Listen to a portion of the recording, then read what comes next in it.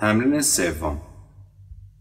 انگشت اول قرار میگیره رو لا، لا دو لا دو، این میشه پنجه اول. پنجه دوم جواب میده سی لا سی دو. مجموع اینها میشه فراز اول ما. فراز دوم پنجه اولش مشابه پنجه قبلی هست، لا دو لا دو. این بار پنجه دوم جواب میده سی لا سول فا، فا هم میره تو سیم زد.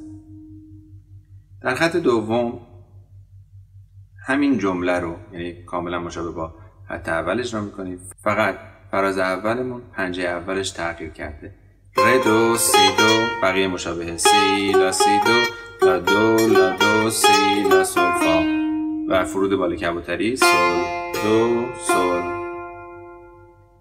با سرعت 80 اجراش میکنیم.